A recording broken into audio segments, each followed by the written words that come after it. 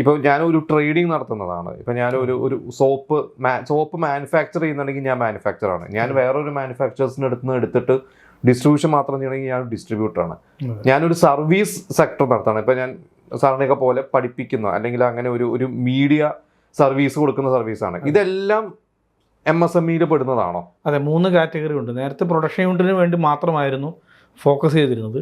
പിന്നീട് ട്രേഡും കൂടി വരുത്തി. ഇപ്പോൾ 3 സെക്ടറും നമുക്ക് ഒരുപോലെ MSMEയുടെ അണ്ടറിൽ വരും. ഈ സർവീസസിൽ വരും. 3 സെക്ടേഴ്സും MSMEയുടെ അണ്ടറിലാണ് വരുന്നത്. അപ്പോൾ അതിനകത്ത് ഒരു NIC കോഡ് ഉണ്ട്. നമ്മൾ MSME രജിസ്റ്റർ ചെയ്യുന്ന സമയത്ത് അത് ഈ സർവീസിൻ്റെ ഈ 3ൻ്റെ അടിസ്ഥാനത്തിലായിരിക്കും NIC കോഡുകൾ ജനറേറ്റ് ചെയ്ത് വരിക. ഇപ്പോൾ ഒരു സ്ഥാപനം തുടങ്ങണമെങ്കിൽ ഇപ്പോൾ എനിക്കൊരു മാനുഫാക്ചറിങ് യൂണിറ്റോ അല്ലെങ്കിൽ ഒരു ഡിസ്ട്രിബ്യൂഷൻ ഒരു ബിസിനസ്സോ അല്ലെങ്കിൽ ഒരു സർവീസോ എല്ലാത്തിനും ഒരേ പ്രൊസീജിയേഴ്സ് ആണോ? ഞാൻ പറഞ്ഞ അതിൻ്റെ ഒരു ലീഗൽ പ്രൊസീജിയേഴ്സ് ഉണ്ടാവുമല്ലോ. അപ്പോൾ ഏറ്റവും ഒരു ഓഫീസ് സ്പേസ് എടുക്കുന്ന മുതൽ കമ്പനി രജിസ്ട്രേഷൻ, GST കുറേ കാര്യങ്ങൾ വേണമല്ലോ. അതെല്ലാം നിങ്ങൾ ഈ നിങ്ങളുടെ ഒരു ട്രെയിനിങ് പ്രോഗ്രാമിൽ കൊടുക്കുന്നുണ്ട്. ഒരാൾ ആദ്യമായിട്ട് വരുമ്പോൾ എന്തൊക്കെ ചെയ്യണം, എല്ലാത്തിനും ബേസിക് ഒരേ കാര്യം തന്നെയാണ് ചെയ്യേണ്ടത്. എന്ന് പറഞ്ഞാൽ ആദ്യം ചെയ്യേണ്ടത് ഉദ്യം രജിസ്ട്രേഷൻ അല്ലെങ്കിൽ MSME രജിസ്ട്രേഷൻ. അത് എവിടെയാണ് ചെയ്യേണ്ടത്? അത് ഓൺലൈനിൽ നമുക്ക് പോർട്ടലിൽ ഫ്രീ ആണ്, എല്ലാവർക്കും ചെയ്യാം. ഒരു വാട്സപ്പ് ഇൻസ്റ്റാൾ ചെയ്യേണ്ട സമയം പോലും വേണ്ട. നമുക്കൊരു എൻ്റർപ്രണറായിട്ട് നമുക്ക് ഓൺലൈനിൽ രജിസ്റ്റർ ചെയ്യാം.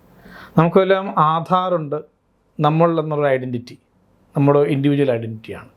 നമ്മൾ ചെയ്യുന്ന ബിസിനസ്സിൻ്റെ സെൻട്രൽ ഗവൺമെൻറ്റിൻ്റെ ഐഡൻറ്റിറ്റിയാണ് ഉദ്യം ആധാർ അല്ലെങ്കിൽ MSME രജിസ്ട്രേഷൻ. അത് രജിസ്ട്രേഷൻ മാത്രമാണ്, മറ്റുള്ള ലൈസൻസ് അല്ല. അതിനെ ബേസ് ചെയ്തിട്ട് വേണം ബാക്കി എല്ലാത്തിനും നമുക്ക് മുന്നോട്ട് പോകാൻ. ഇപ്പോൾ ലോണാണെങ്കിലും GST എടുക്കണമെങ്കിലും എന്ത് ചെയ്യണമെങ്കിലും ഈ ഉദ്യം ആധാർ രജിസ്റ്റർ നമ്പറാണ് പ്രധാനം.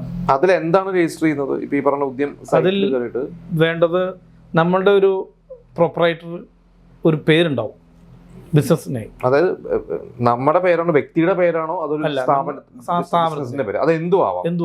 അതിപ്പോൾ എനിക്ക് ഒരു ഓൺലൈൻ ചാനലാണെങ്കിലും അതെ ആവാം, അല്ലെങ്കിൽ ഒരു ഷോപ്പ് ആണെങ്കിലും ആവാം.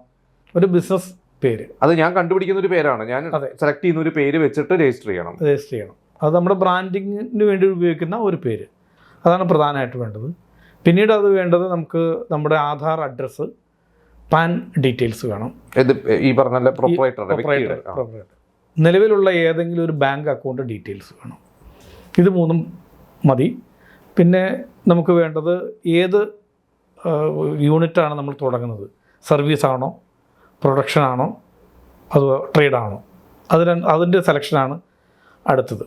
പിന്നീട് അതിനനുസരിച്ചിട്ടുള്ള NIC കോഡുകൾ സെലക്ട് ചെയ്ത് കഴിഞ്ഞാൽ പൂർത്തിയായി. ഇത്തരം കാര്യങ്ങളാണ് അതിനകത്ത് ചെയ്യാനുള്ളൂ.